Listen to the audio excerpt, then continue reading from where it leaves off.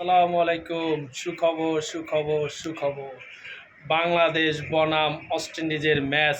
আজকে one day series first match জিতলাম। আমরা যখন আফগানিস্তানের সাথে হারি তখনই চিন্তা ভাবনা নিছি যে একটা সিরিজ বাইর করা দরকার, কার সাথে জেতা যাবে ঢাকার মাঠে।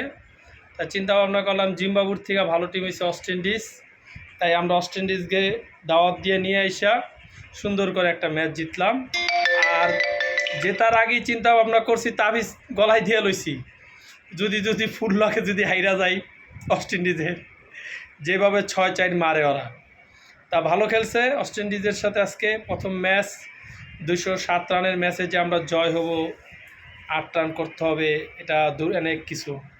আর মিরপুরের মাঠ বলে কথা, জিতবই, এটা হচ্ছে বড় কথা। এলে আমাদের স্পিনার রিশাদ আজকে খুব ভালো করছে।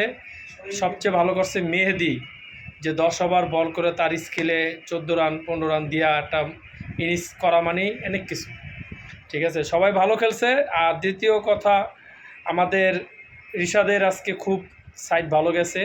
কথাই তো বলে যে যেদিন লাকি হয়, এটাই হচ্ছে ম্যাচের কথা। তা খুব ভালো করছে রিশাদের জন্য ধন্যবাদ। আর বাংলাদেশের টিমের জন্য ধন্যবাদ, কিন্তু ওই ম্যান অফ দ্য ম্যাচ দিয়া ধন্যবাদ দিয়েন না কেউ, তাহলে কিন্তু আবার পরের ম্যাচ উপকারিত হয়ে যাবে। আর নেক্সট ম্যাচও আমি মনে করি আজকে যেইভাবে ম্যানগুলা খেলছে এই একই সেট আপ করলে সবচেয়ে বেস্ট হয়। ঠিক আছে, আর দোয়া করি বাংলাদেশের টিমের জন্যে। আর ফালতু কথা না বলাই ভালো, মানুষ খারাপ বলে সবাইকেই, ওদের জন্য খারাপ বলে আমাদের দেশি প্লেয়ার। ঠিক আছে, আর শান্ত ভালো খেলছে আজকে, শান্তরও বকাবকি করি, সবাই বকাবকি করে, সবাই নিয়ে আলোচনা হয়, কিন্তু সাইফরে আমি মনে করি মেডেলে খেলান দরকার। ওপেনিং না করায়া শান্তরে ওপেনিং আনেন, আর ওরে নিয়ে মেডেলে দিয়ে দেন, তাহলে সবচেয়ে ভালো টু ডাউনে দিয়ে দিলে। এর জন্য সাইফ হাসান প্রথম 10 ওভার ফেস করতে হলে অনেক ধৈর্য দিতে হয়, ধৈর্যটা পারে না।